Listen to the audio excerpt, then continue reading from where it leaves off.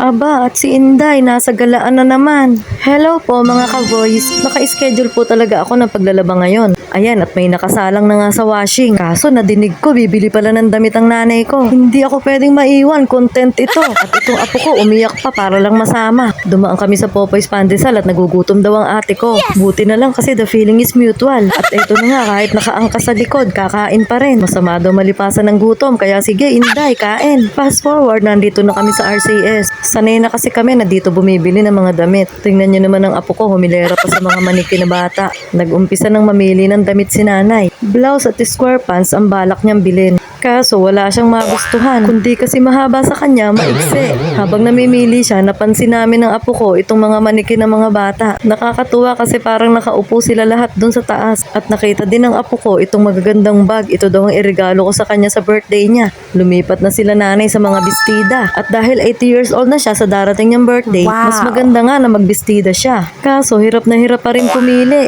Ito ang nagustuhan ko para sa kanya, kaso maiksi daw. Sayang naman. Ito naman, sobrang garbo naman daw. Nahihirapan ng debutante. At sa fitting room na to, 7 damit yata ang naisukat. Ito sana ang nagustuhan namin sa kanya, kaso hanggang tuhod lang. Gusto daw kasi niya hanggang gitna ng binti. Nagulat naman ako dito sa may sulok. Tingnan nyo naman, sino kaya minamarites ng tatlong to? Charot.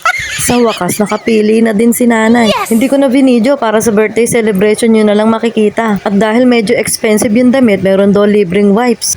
Tingnan nyo, muntik nang lumaki.